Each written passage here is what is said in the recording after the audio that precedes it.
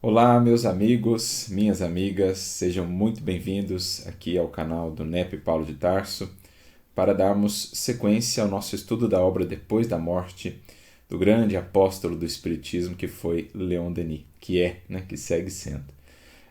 No último estudo, nós analisamos aqui metade, mais ou menos, do capítulo de número 50, nessa quinta parte, o capítulo que trata da resignação na adversidade.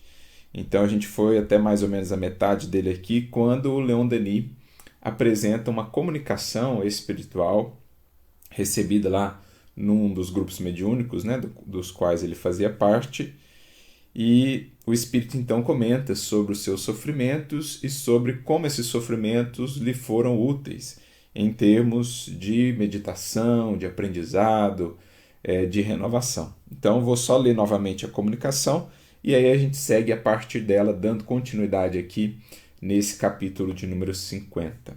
Ele diz: Padeci, e só os sofrimentos é que me tornaram feliz. Resgataram muitos anos de luxo e de ociosidade.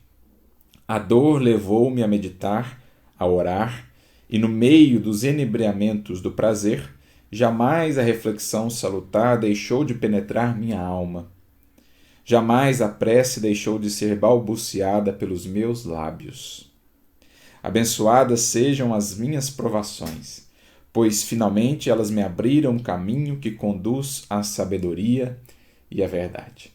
Então, Denis coloca essa comunicação como uma espécie de síntese, de resumo do que é o trabalho do sofrimento na alma que o recebe disposta a aprender, a renovar-se. Porque por muito tempo a gente vai recebendo sofrimento com revolta, com mais rebelião, com orgulho e tal, e assim não vamos colhendo o fruto que o sofrimento pode proporcionar em nossos corações. Agora, o coração que enfim se abre para essa obra que a mestra dor vem operar dentro de nós, aí ele vai reconhecendo o valor dessas experiências. Então, a gente até dizia no estudo passado, é unânime, da parte dos espíritos superiores, todos agradecerão pelas experiências dolorosas que viveram.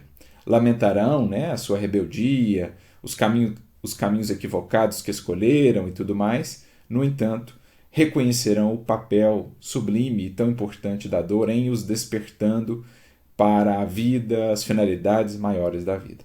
E é o que Denis segue então dizendo, logo na sequência dessa comunicação. Eis a obra do sofrimento.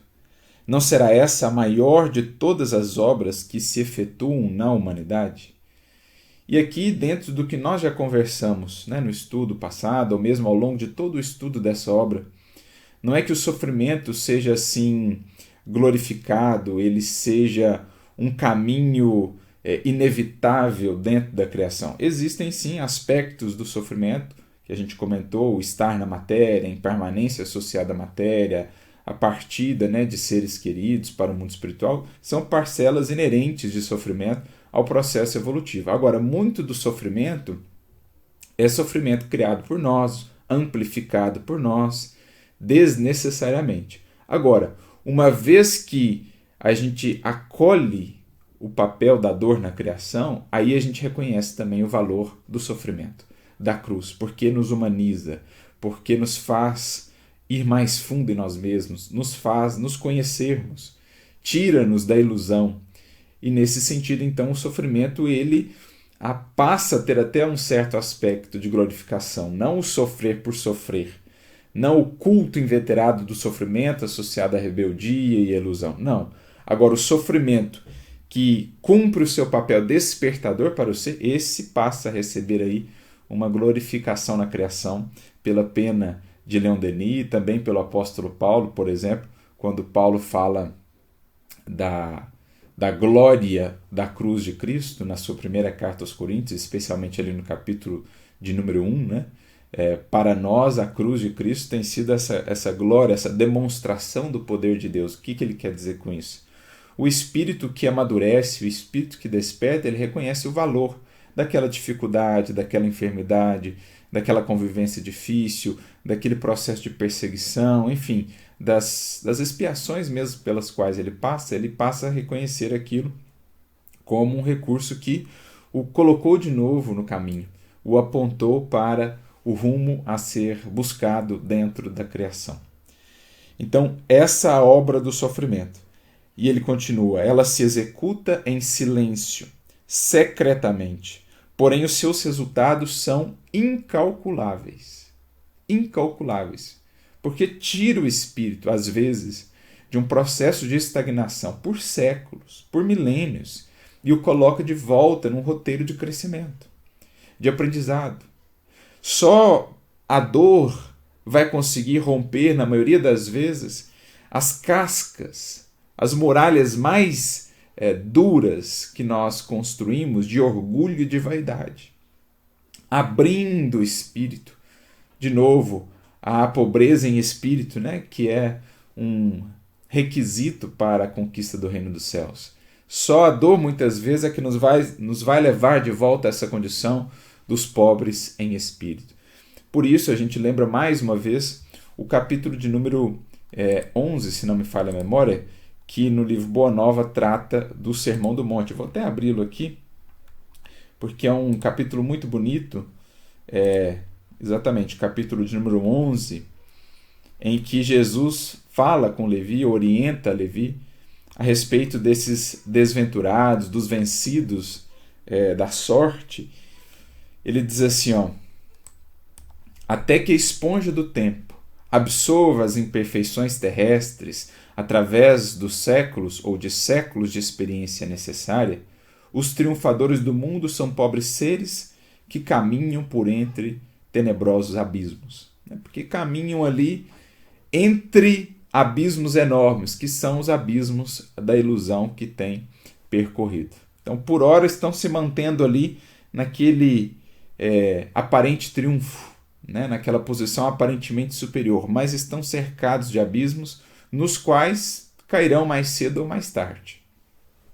É imprescindível, pois, atentemos na alma branda e humilde dos vencidos.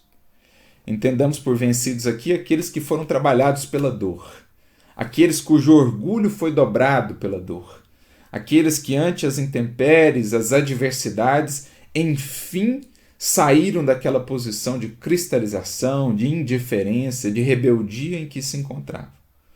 Para os seus corações, Deus carrega bênçãos de infinita bondade.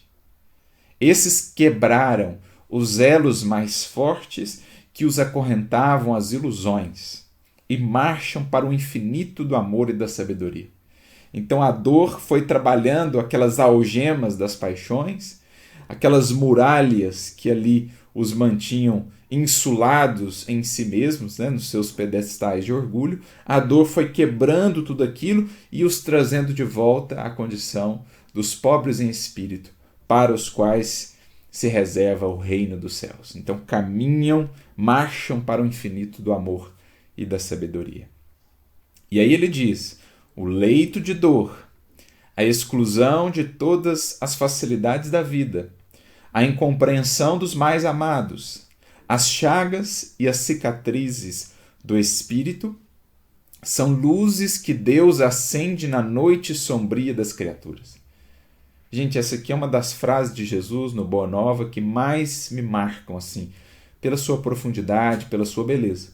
Alguns verão aqui até um culto excessivo ao sofrimento, mas esse é o espírito da cruz que Paulo vai glorificar lá na sua primeira carta aos Coríntios, como nós já falávamos, né? A cruz de Cristo, ela é loucura para os que perecem, mas para nós que temos sido salvos, ela é o poder de Deus, diz Paulo. O que ele quer dizer com isso? Para quem está lá considerando que a vida é só gozo, é só prazer, é só triunfo, é só aplauso, falar nos valores das experiências difíceis, reconhecer o valor delas, como foram úteis, é loucura, parece loucura. Mas para quem despertou de uma ilusão, às vezes de séculos, por conta das provas, das lutas difíceis, esse sim reconhece nessas experiências luzes que foram acesas na noite da nossa ignorância, nas trevas das nossas paixões, né, da nossa rebeldia. Por isso que Jesus diz, são luzes que Deus acende na noite sombria das criaturas. porque fazem-nos ver que a vida não é esse gozo imediatista, rasteiro, tão material como o mundo quer nos fazer acreditar.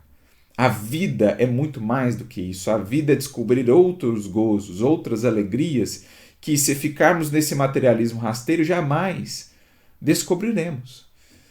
Então, muitas vezes as dores surgem como essas luzes que tiram-nos dessa sombra do que é a vida, uma sombra da vida verdadeira apenas, e projeta-nos a vida real. Olha, a felicidade que te espera, meu filho, é muito mais do que esses gozos que você está perseguindo aí de maneira tão desesperada, tão desequilibrada.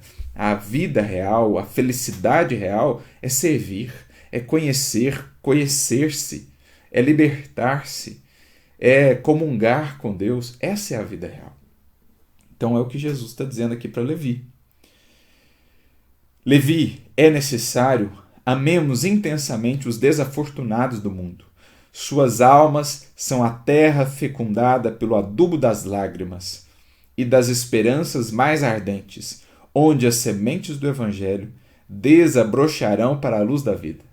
Então são terra fértil, porque rasgada pelo arado da dor, da dificuldade, aquela terra que antes era ali impermeável a qualquer semente, né? Uma terra compactada, fechada em si mesma, foi agora arejada pelo arado da vida, das lutas, da dor. E são o terreno propício.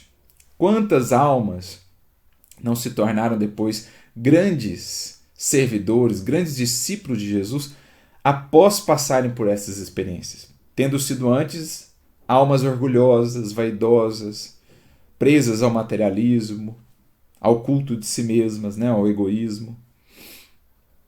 Eles saíram das convenções nefastas e dos enganos do caminho terrestre e bendizem do nosso Pai, como sentenciados que experimentassem, no primeiro dia de liberdade, o clarão reconfortante do sol amigo e radioso que os seus corações haviam perdido.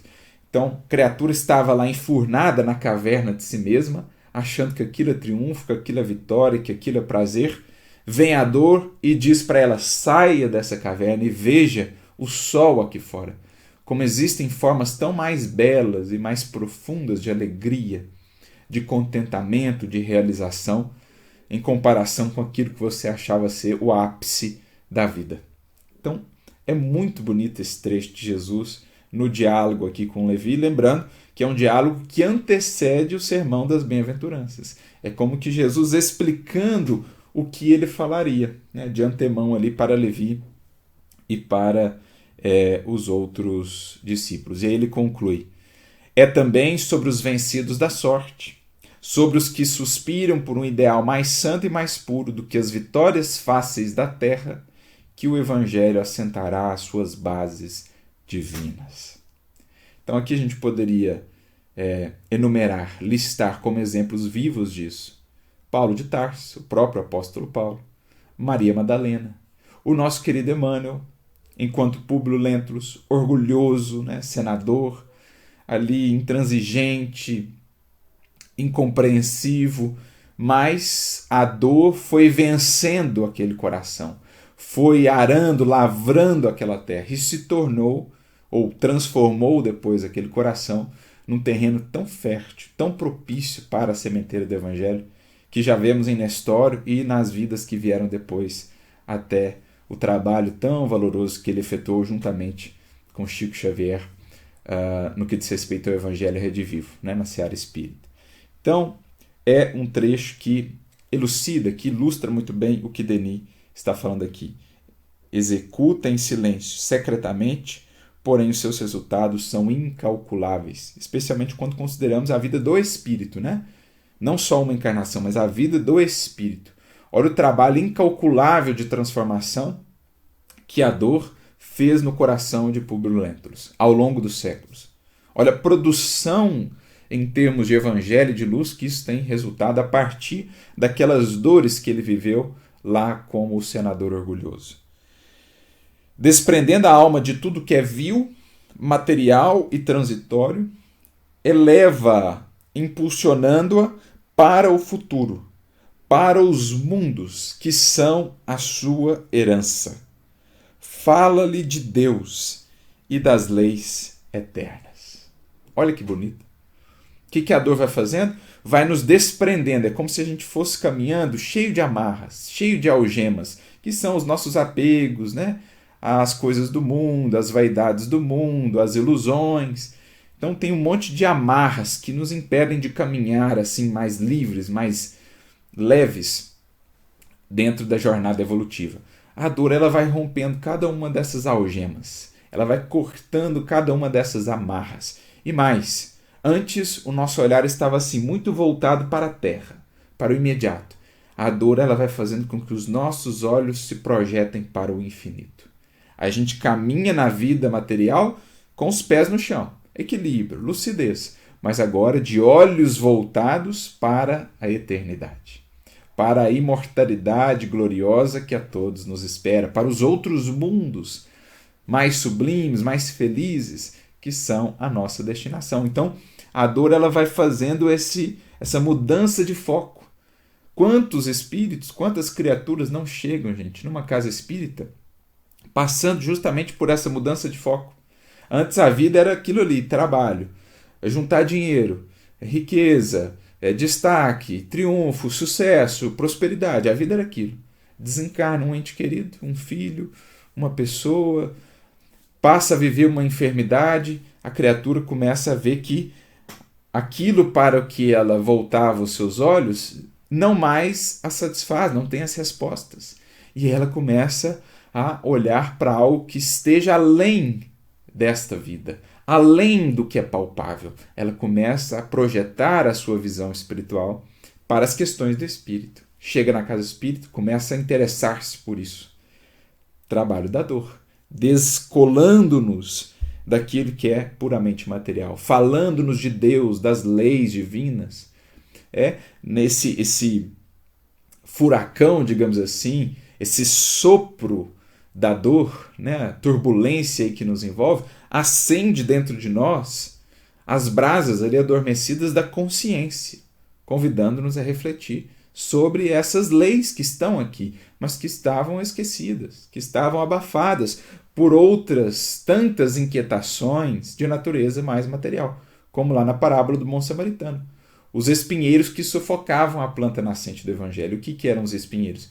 As preocupações com as coisas da vida material. Então, muito bonita, né, essa descrição aqui, sintética de Leon Denis, do papel da obra da dor ou do sofrimento. E ele ainda vai seguir um pouco mais adiante, dentro desse parágrafo.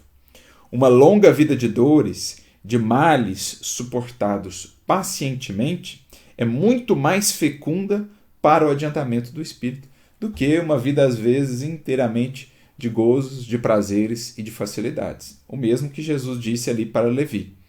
Esses, né, os vencidos, são os que romperam as algemas que os acorrentavam às ilusões e são agora a terra fecundada pelo adubo das lágrimas e das esperanças mais ardentes. Então as lágrimas, elas fertilizam, elas fecundam e elas despertam no ser a busca por essa esperança ardente. Não mais no que é material, mas uma esperança agora projetada no que é espiritual, no que é divino, no que está para além do tempo. E aí um pouco mais adiante. Só a dor pode abrandar o nosso coração, avivar os fogos de nossa alma, o que nós falávamos. A ventania da provação muitas vezes é que aviva novamente dentro de nós o fogo ou os fogos, as brasas da nossa consciência, que estavam ali adormecidos por esse enlanguecimento, né? por essa acomodação a que nos entregamos muitas vezes na matéria. É o cinzel que lhe dá proporções harmônicas, que lhe apura os contornos e a faz resplandecer em sua perfeita beleza. Uma obra de sacrifício, lenta, contínua, produz maiores efeitos que um ato sublime, porém insulado. Então, uma vida inteira, às vezes, de dificuldades e lutas, produz muito mais do que um ato insulado ali, de grandeza, que tem o seu mérito também, mas o valor dessas vidas marcadas quase que de ponta a ponta pela dificuldade, né? Pelo desafio, pelas intempéries, pelas privações, Por isso, os espíritos, quando alcançam um certo grau de maturidade, muitas vezes solicitarão vidas dessa natureza, para que as suas próprias vidas como um todo sejam um hino de resignação, de fé, de confiança.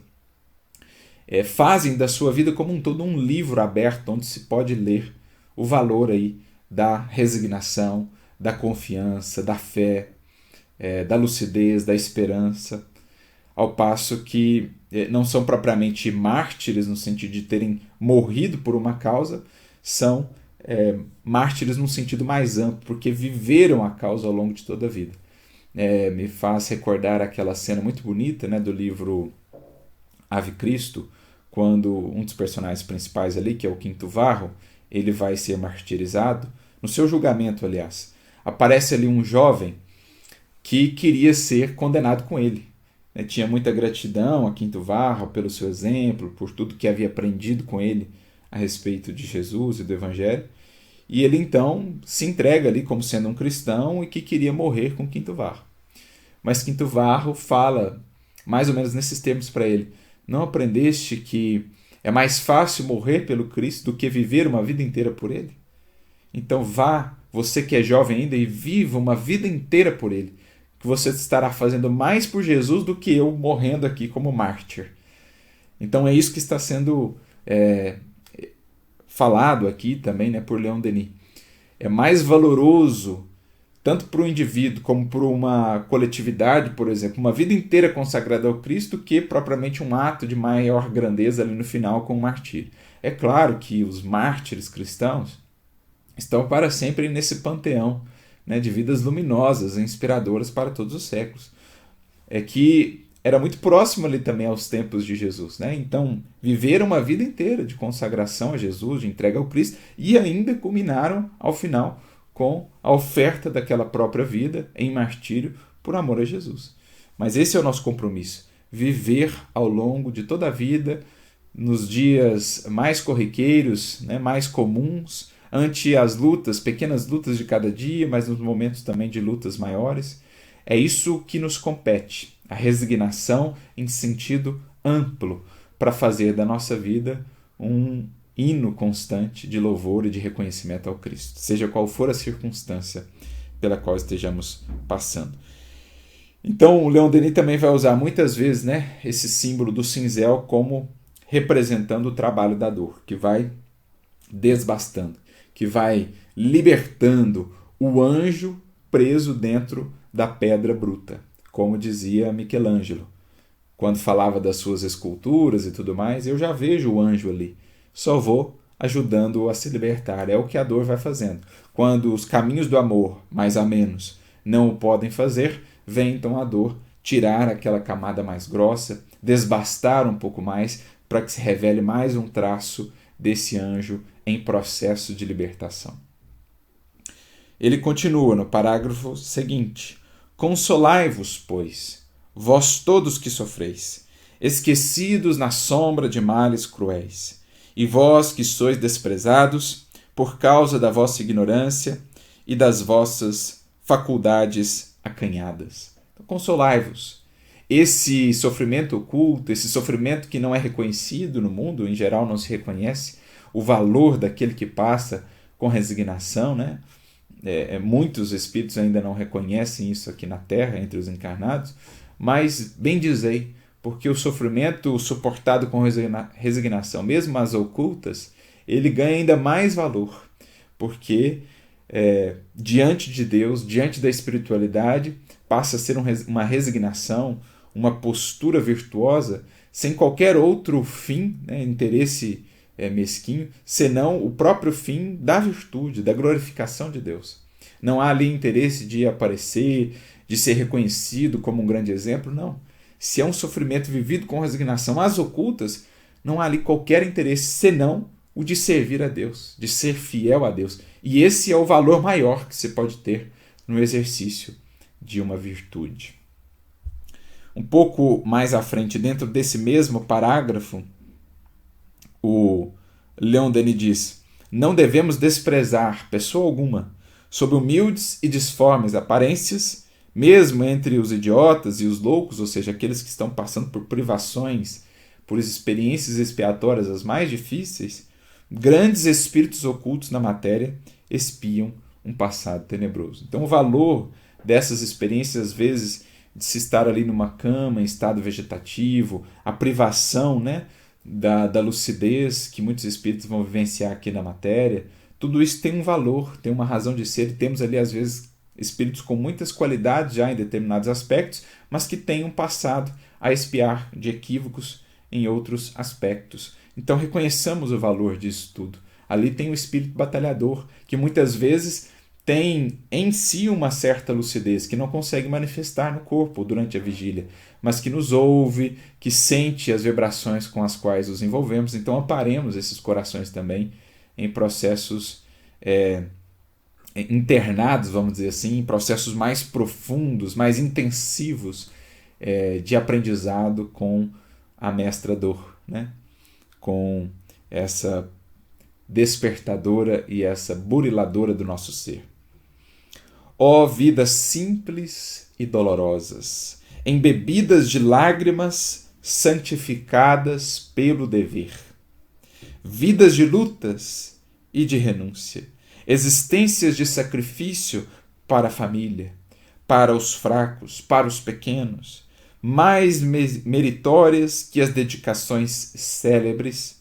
Vós sois outros tantos degraus que conduzem a alma à felicidade.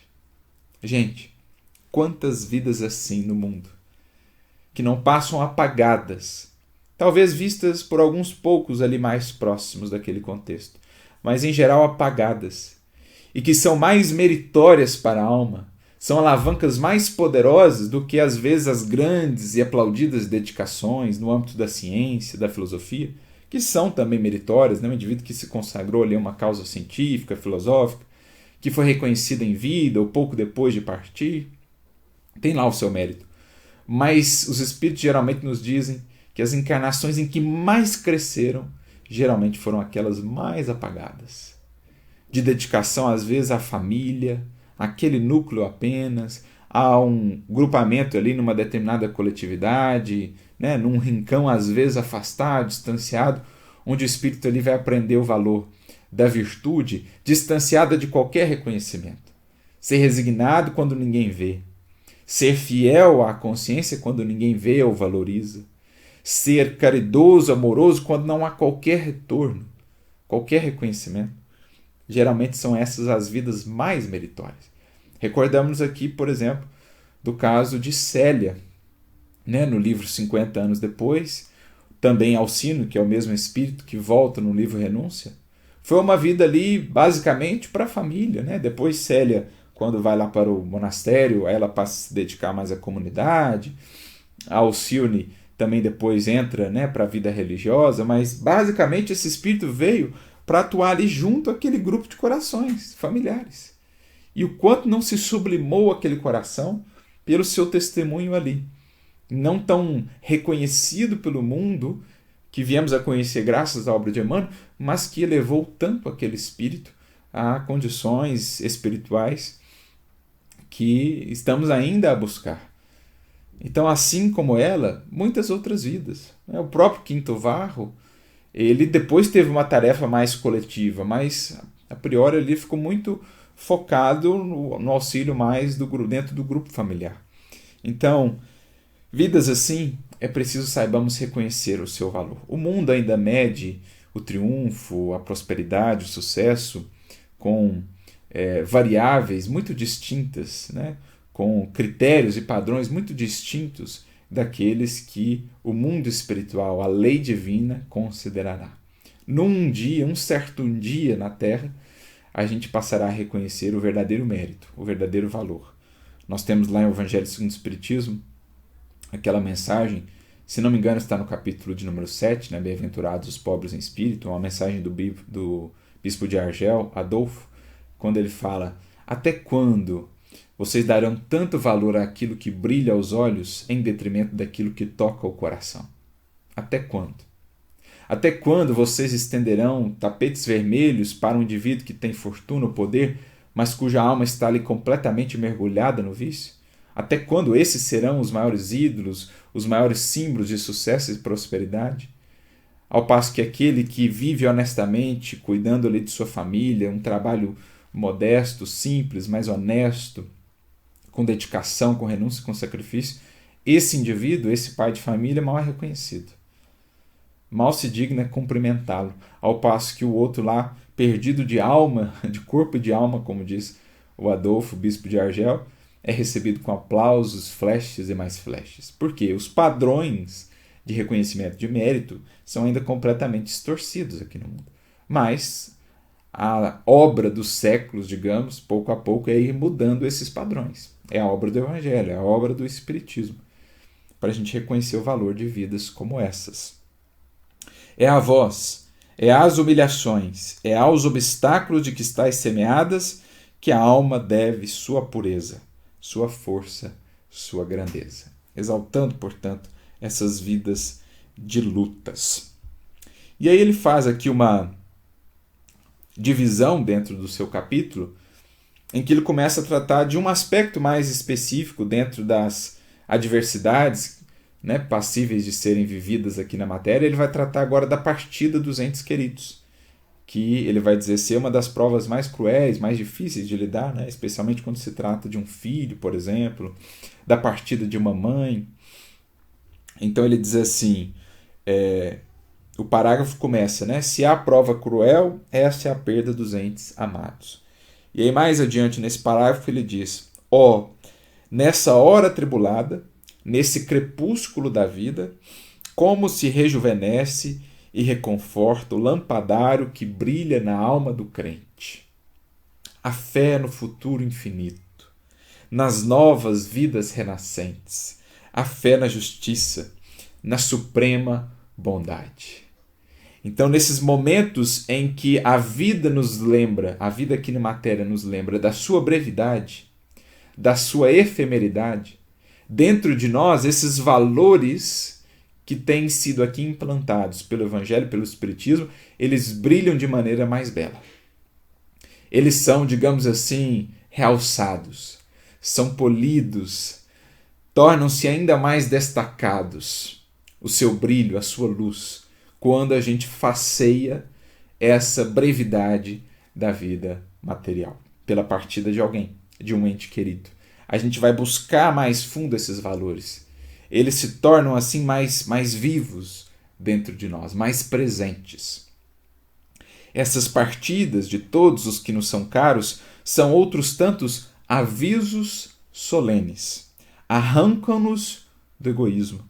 Mostram-nos a puerilidade das nossas preocupações materiais, das nossas ambições terrestres e convidam a nos prepararmos para essa grande viagem. Olha que bonito isso, gente. Quantas vezes, mais uma vez, repetimos, não temos visto corações ali aportarem numa casa espírita, premidos por esse tipo de dor. Antes, tudo davam à vida material. Né? Trabalhavam horas e mais horas para juntarem recursos materiais aos seus rebentos, para proverem mais bem-estar aos entes queridos. E de repente aquele rebento parte, o ente querido parte. E de repente todo aquele esforço para juntar materialmente parece não fazer mais tanto sentido. A criatura parece perceber que ela poderia ter vivido com muito menos e dedicado mais tempo a outras coisas mais valiosas. A vida material passa a não ter aquela importância que antes tinha para ele. Ele começa a ver por detrás dessa vida algo que o chama, uma intuição o fala de algo maior, de uma vida para além desta, até para que ela possa manter em si essa esperança. Poxa, esse que eu tanto amei é o fim? Desapareceu para sempre? Não. Algo dentro dela fala, esse ser ainda vive, nós nos encontraremos depois. Então essas partidas são avisos solenes, nos lembram, a vida em que estás passa muito rapidamente. Não dê tudo a ela, não foque exclusivamente nela. Sirva-se dela e dos recursos que aí tendes para construir então laços maiores, mais profundos, para amar, para servir, para construir essas alegrias do Espírito que estarão para sempre conosco.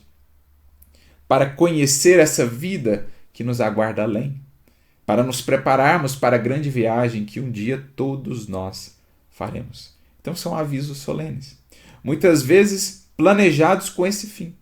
Então, tem casos de espíritos que encarnam na matéria, sabendo que terão uma existência muito breve e que a finalidade dessa existência é muito mais para despertar, por exemplo, os pais, do que propriamente aquele espírito. Temos um caso no livro Céu e Inferno, de um espírito que desencarnou ali bem jovem, que era um espírito feliz, em que ele comenta, olha, a minha prova, a minha experiência era muito mais para os meus pais, para despertá-los do materialismo, desse apego excessivo à vida material, do que propriamente para mim. Então ele viveu ali resignadamente uma enfermidade, desencarnou jovem, precocemente, mas com a finalidade despertadora para os corações que ficaram na matéria e que teriam ainda toda uma jornada pela frente, né? Agora retificando propósitos, metas, a partir da experiência vivida. Então, avisos solenes, convidando-nos a expandir a nossa consciência, a nossa consideração da vida, para de fato a vida imortal, a vida espiritual que a todos nos espera, vivendo na matéria com essa consciência. Ele fala inclusive aqui da perda das mães, né, que é muito doloroso, porque são um amor muito especial para todos nós. A perda ou a partida dos filhos, a gente está usando a palavra perda aqui, mas claro, né, num sentido relativo, porque perda efetivamente não existe. E aí mais adiante ele diz, no parágrafo que começa falando da morte dos filhos, é nessas ocasiões que a filosofia dos espíritos é de grande auxílio. Aos nossos pesares, à nossa dor de ver essas existências promissoras tão cedo interrompidas, ela responde que a morte prematura é muitas vezes um bem para o espírito que parte e se acha livre dos perigos e das seduções da terra, né? Que é o que nós vemos também no próprio Evangelho segundo o Espiritismo, quando temos aquela comunicação do espírito Sanson, se não me falha a memória, lá no capítulo de número 5, falando das ditas mortes prematuras. E ele vai dizer, existem mesmo mortes prematuras? O que vocês estão considerando como sendo a vida primordial? A vida aí na matéria? Não saber que ela é só uma passagem, que ela não é a vida definitiva? E que o espírito que volta, entre aspas, prematuramente, está agora numa vida muito melhor, em geral? Porque não está mais sujeito às tentações aí, às possibilidades de queda, também não está mais sujeito às restrições que o corpo impõe. Então a gente lamenta muitas vezes uma morte prematura de alguém que desencarnou na flor da idade, com toda uma vida pela frente, como se ele não seguisse tendo toda uma vida pela frente. Só não está no corpo. Está lá até mais livre, com muito mais possibilidades de realizar. Então que é o item 21, né, lá do capítulo 5 de O Evangelho segundo o Espiritismo, em que o Sanson, o espírito Sanson mesmo, vai falar sobre isso, né? Aí ele fala assim, por exemplo, é uma horrível infelicidade, dizeis, que uma vida tão plena de esperanças seja tão cedo cortada. De quais esperanças quereis falar? Das da terra, onde aquele que dela se vai teria podido brilhar, construir seu caminho e sua fortuna? Sempre essa visão estreita que não pode se elevar acima da matéria, como se isso fosse o ápice para um ser, as conquistas e realizações da matéria. Sabeis qual seria a sorte dessa vida tão plena de esperanças, segundo vós? Quem vos diz que ela não poderia ser cheia de amarguras? Contais, pois, por nada as esperanças da vida futura, já que preferis as da vida efêmera que arrastais sobre a terra? Pensais, pois, que vale mais ter uma posição entre os homens que entre os espíritos bem-aventurados? Então, uma reflexão assim, como que um puxão de orelha também para nós, né? Que ainda consideramos esta vida aqui como sendo a primordial, a mais importante. Então, voltando aqui, Leon Denis, aos nossos pesares, à dor de ver essas existências promissoras cedo interrompidas, o Espiritismo nos diz que eles se acham muitas das vezes em melhores condições e que aquela desencarnação precoce ainda cumpriu um papel de despertamento nos que aqui ficam. Mais adiante, ainda dentro desse mesmo parágrafo, não vemos as coisas senão pelo prisma humano, e daí resultam os erros, como o Sanson bem destacou agora para nós. a passagem desses entes sobre a terra ter-nos sido útil, fazendo brotar do nosso coração essas santas emoções da paternidade, esses sentimentos delicados que nos eram desconhecidos, porém que, produzindo o enternecimento, nos tornarão melhores, né? Além dos laços que se formam dessa reflexão que é propiciada a partir de uma desencarnação nesses moldes para o espírito que permanece aqui na matéria. No parágrafo próximo, mas que digo eu, a nossa separação só é aparente. Essas almas, esses filhos, essa mãe bem-amada estão perto de nós. Muitas das vezes, poderíamos acrescentar até mais perto, que o filho que vivia distante desencarna, agora ele consegue comungar com você de maneira ainda mais próxima, mais efetiva. A mãe que às vezes morava em outra cidade, em outro local, agora consegue estar ainda mais presente, acompanhando o filho do mundo espiritual. Seus fluidos, seus pensamentos envolvem-nos. Seu amor protege-nos. Podemos mesmo comunicar-nos com eles, recebemos suas animações, seus conselhos. Não só a comunicação mais direta, que a doutrina espírita, por meio da mediunidade, né, das reuniões mediúnicas, vai proporcionar, mas também a gente aprende pelo Espiritismo que essa comunicação ela se mantém de maneira assim muito efetiva e regular até. Por exemplo, por meio do sono. Quantas vezes não encontraremos no sono o pai, a mãe, o irmão, o coração querido que já desencarnou, que já nos antecedeu? Às vezes até o filho que desencarnou enquanto criança, enquanto jovem, será encontrado lá no mundo espiritual, como a gente vê no livro Entre a Terra e o Céu, né? Uma abordagem muito interessante que o André Luiz nos traz. E, claro, quanto mais maduros formos enquanto humanidade, mais esse intercâmbio será natural. A gente já citou várias vezes um artigo de Allan Kardec na Revista Espírita de setembro de 1859, chamado Intimidade de uma Família Espírita. E é muito bonito o artigo como um todo, mas também as considerações que ali Kardec faz, porque ele fala do caso de um pai que desencarnou e, portanto, da família que fica, a viúva com 2 filhos. E essa viúva se reunia com os filhos, faziam ali uma reunião mediúnica no ambiente do lar mesmo, né? Com seriedade, com um propósito sério. E esse pai então se manifestava. Acho que a viúva era médium, mas também um dos filhos ou filha era médium, então o pai se manifestava, eles interagiam, o pai falava com os filhos, estou acompanhando vocês, às vezes até os repreendia, não foi certo o que você fez, aquilo lá e tal.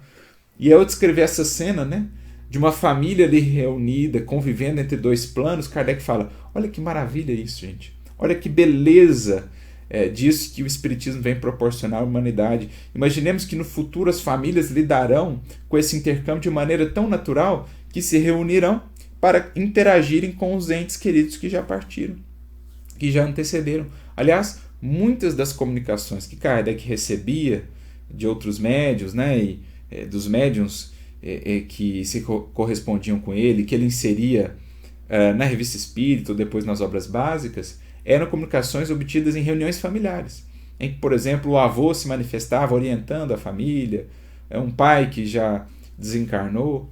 Então, muito interessante vermos o que o Espiritismo vem preparando em termos de humanidade e de interação entre os 2 planos. No futuro, isso será absolutamente natural, porque conhecido, entendido por todos e exercido de maneira lúcida, séria e com essa finalidade de consolo e também de aprendizado. Aí ele prossegue dizendo, agora numa nova parte, né, ele fecha esse parênteses que abriu sobre a questão da partida dos entes queridos e volta a dizer, é um dever lutar contra a adversidade. Abandonar-nos, deixar-nos levar pela preguiça, sofrer sem reagir aos males da vida seria uma covardia. Então aqui ele fala do bem e do mal sofrer. Não é sofrer por sofrer, entregando seu sofrimento e nada fazendo. Aí é culto ao sofrimento, aí é masoquismo. Agora, lidar com o sofrimento de maneira resignada, confiante, mas fazendo a parte que lhe cabe, é o nosso grande dever. Isso é resignação. Longe está resignação de ser um apassivamento, uma acomodação diante da dor. Isso não é resignar-se, isso é acomodar-se mesmo. Agora, quando eu não me revolto, quando eu me disponho a aprender, aí sim eu estou me resignando. Eu não estou deixando que a rebeldia tome conta do meu coração, a revolta, o orgulho ferido. Isso é resignar-se, mas fazendo a parte que me cabe. Então, estou passando por isso. Como é que eu posso resolver essa questão material da enfermidade? Como é que eu posso tentar superar aqui essa dor? É ir a campo, é lutar no sentido de não querer entrar em choque, revoltando-se contra a adversidade, mas é lutar aprendendo com ela. Dentro do coração tranquilo, confiante, resignado. O que eu tiver que viver, eu viverei. Por quanto tempo Deus designar. Mas estarei aqui buscando solver a questão. Então isso é muito bonito. É o espírito que aprendeu a interagir com o sofrimento de maneira lúcida. É o bem sofrer. Mas, quando os nossos esforços se tornam supérfluos, quando tudo é inevitável, chega então o momento de apelarmos à resignação. É isso. É buscarmos fazer o que está ao nosso alcance, mas internamente resignados, entendendo que enquanto eu precisar viver aquela experiência, eu viverei. E estarei resignado com isso. Quando Deus entender que é cessado o momento, que já passou o que eu precisaria ali viver, eu sei que ela vai passar, né? O quadro vai se alterar, mas até lá eu estarei lutando, fazendo a minha parte, tranquilo internamente. Ainda nesse parágrafo mais adiante ele diz: o espírito sensato acha na provação os meios de retemperar, de fortificar as suas qualidades viris, ou seja, a sua fortaleza, a sua resiliência. A alma intrépida aceita os males do destino, mas pelo pensamento eleva-se acima deles e daí faz um degrau para atingir a virtude. Então a alma que é corajosa, que não está ali passiva, acomodada, desanimada perante a luta, ela segue fazendo a parte que lhe cabe, aceita o que vem de experiência proposta pela vida, mas também busca se elevar acima disso para ver o que vem depois, para ver o que aquela experiência prepara e para consolidar, transformar aquilo tudo em virtude, em crescimento espiritual. As aflições mais cruéis, as mais profundas, quando são aceitas com essa submissão, que é o consentimento da razão e do coração, então ele lembra lá a mensagem do Evangelho segundo o Espiritismo, obediência, consentimento da razão e resignação, consentimento do coração, indicam geralmente o término dos nossos males, o pagamento da última fração do nosso débito. Porque o que é a grande finalidade da experiência da dor? Digamos, transformar o espírito, submeter ali qualquer parcela de orgulho, qualquer parcela de rebeldia que ainda exista. Uma vez conseguido isso, aquela dor cumpriu a sua função. Então ele passa a um novo estágio, lidará com outras dores mais à frente, mas a finalidade foi alcançada. Então, o que ele está dizendo aqui? Que geralmente as grandes dores são o coroamento de um processo, às vezes, de muitas encarnações, de muitos anos. É aquela última prova, aquela última aferição. Vamos ver se nesse quesito ele realmente aprendeu. E aí, se ele supera aquela grande dor, aquela experiência mais difícil, ele consolida um novo piso, um novo patamar de evolução.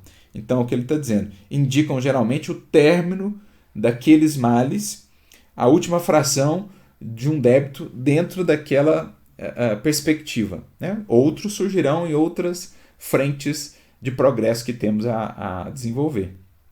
Mas geralmente as grandes dores representam um coramento de um processo que às vezes vem de muitas vidas. Foi treinando, foi vivendo, dores menores, preparações, aprendizado no mundo espiritual, encarna e tal. Aí de repente chega o coroamento, na forma geralmente de uma grande dor. É o mesmo que Santo Agostinho vai dizer lá no Evangelho segundo o Espiritismo, no capítulo de número 14, né, no item 9, ele está falando ali do honrai vosso pai e vossa mãe, mas em determinado momento na mensagem ele diz assim: as provas rudes, ouvi-me bem, são quase sempre indício de um fim de sofrimento e de um aperfeiçoamento do espírito, quando aceitas com o pensamento em Deus. Ou seja, com essa submissão que ele descreveu aqui, o Leon Denis. Com a obediência e com a resignação que o espírito Lázaro também descreve no Evangelho segundo o Espiritismo.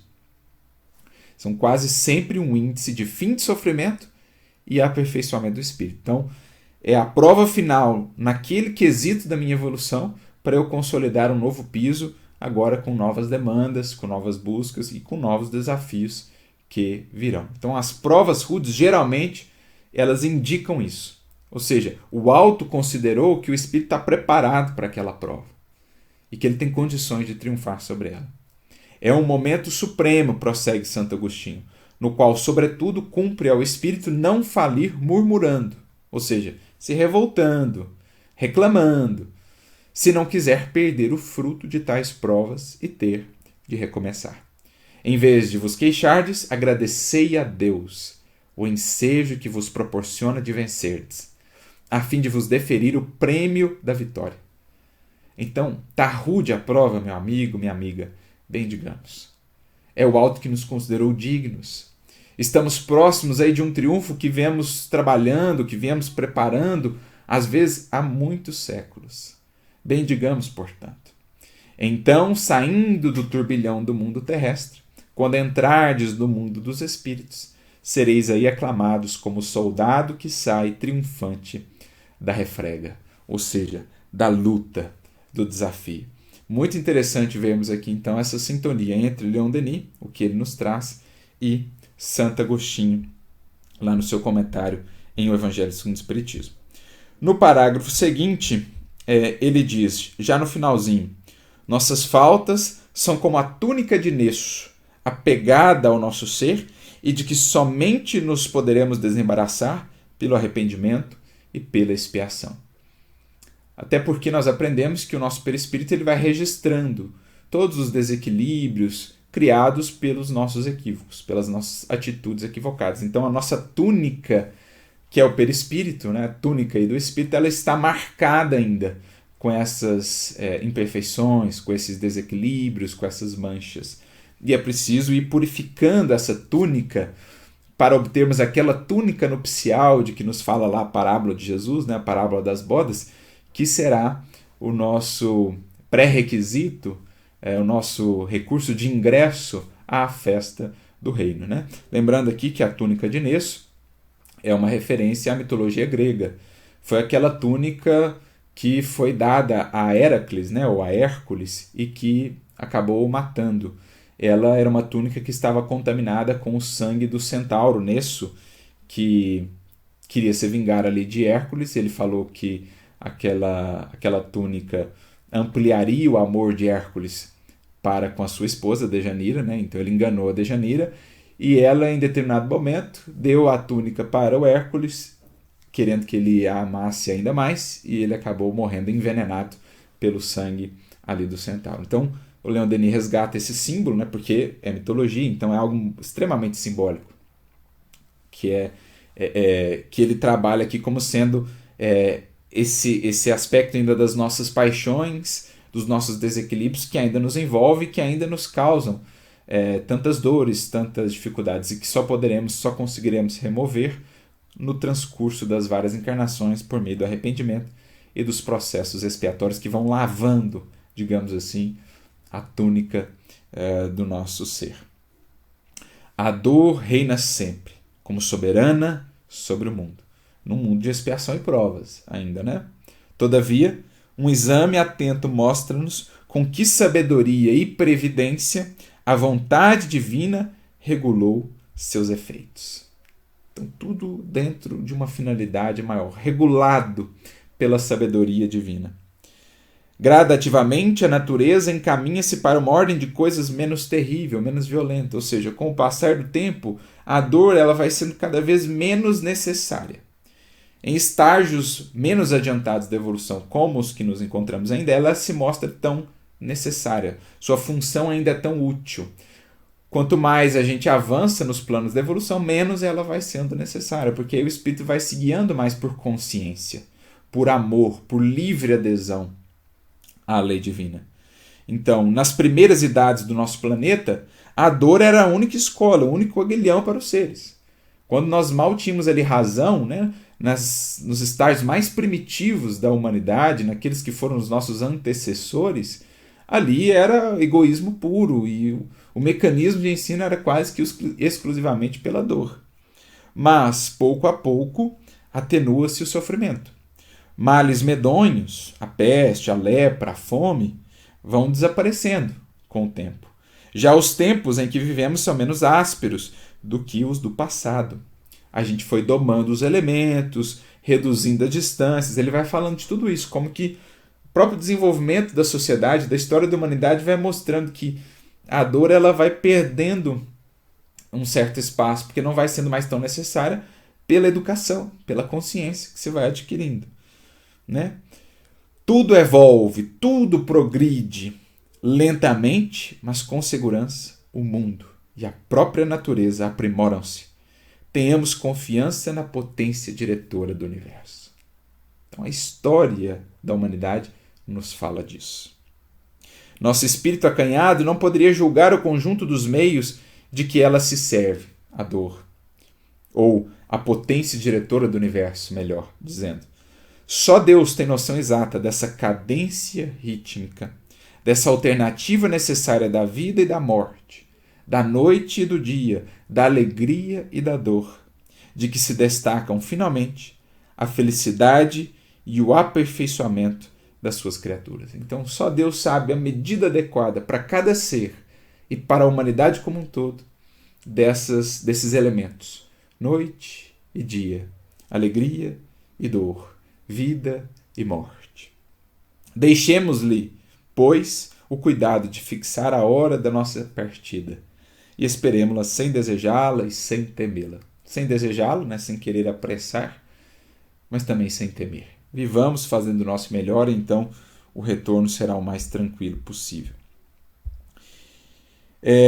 Aí ele coloca aqui uma espécie agora de conclusão do capítulo, em que ele fala então, fim do ciclo das provas, né? O espírito justo, o espírito que triunfou, como ele estará? Diz ele aqui em determinado momento do parágrafo, cheio de confiança, vê aproximar-se a morte. Não será ela a calma após a tempestade? O porto depois da travessia procelosa?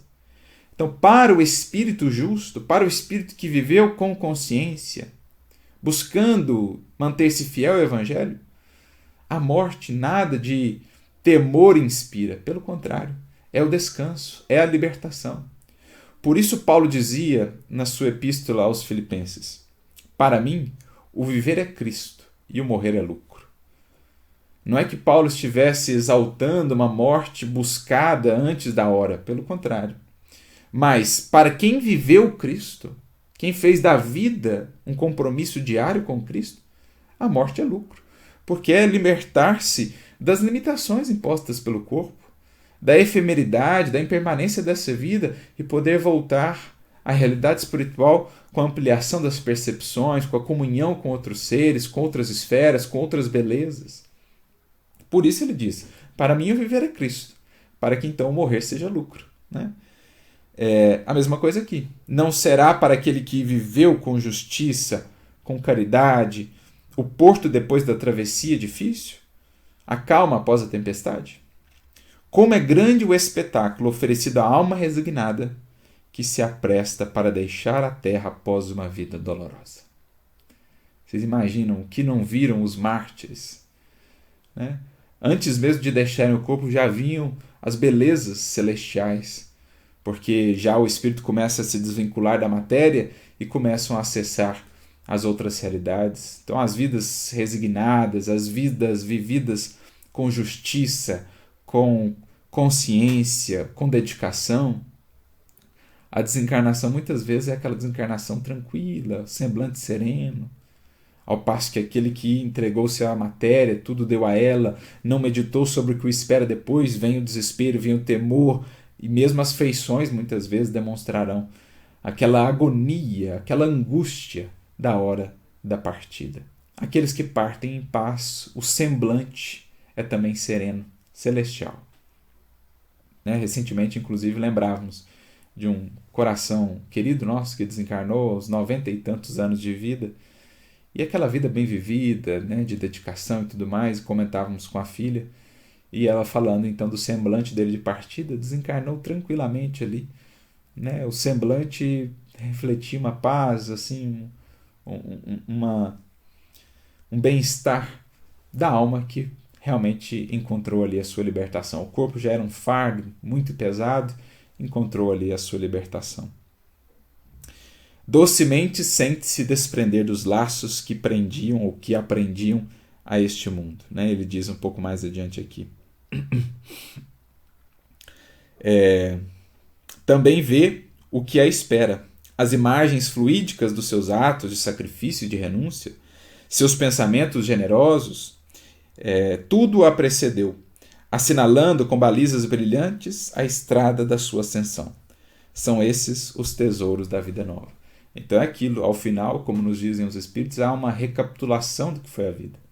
Feliz aqueles que tiverem ali imprimido, estabelecido no filme de sua vida atos meritórios, atos nobres, porque serão como que já as balizas de luz na entrada desse novo plano. Agora, infelizes ou tristes aqueles que fizeram da sua vida um culto ao prazer, ao egoísmo, que se entregaram, né, aos crimes, aos desequilíbrios de toda sorte, porque então também essas cenas serão relembradas, serão reapresentadas nesse filme da vida que todos teremos de ver num instante derradeiro, quando estivermos nos preparando para retornar. E aí, no último parágrafo, ele diz: perante esse espetáculo, uma alegria celeste penetra. A alma justa, resignada, né? Quase lastima não ter sofrido por mais tempo. Uma derradeira prece, uma espécie de grito de alegria irrompe das profundezas do seu ser e sobe ao Pai e ao seu Mestre bem-amados. Os ecos no espaço perpetuam esse grito de liberdade, ao qual se juntam os cânticos dos espíritos felizes que em multidão se apressam a recebê-la. Este é o feliz destino, a circunstância tão feliz que aguarda a alma que soube ser na vida resignada, amando e servindo, colhendo do sofrimento e da dor as lições valiosas que nos tem a ofertar. Poderá dar, no último ato neste mundo, esse grito de liberdade, em ressonância com os cânticos dos anjos, dos espíritos afins e amados que então virão recebê-la. Vivamos com essa consciência, vivamos assim bem, a fim de podermos partir com essa serenidade, alcançando a vida imortal que nos espera com belezas, com grandezas, que aqui na matéria é até difícil descrever. Eis o fruto da resignação na adversidade. Concluímos assim mais um capítulo do nosso querido Leon Denis, aguardando a vocês para o próximo capítulo em torno da prece e também agradecendo a presença e a participação de todos que nos têm acompanhado nessa jornada de aprendizado. Que Deus abençoe e ampare a cada um. Nos vemos então no próximo estudo.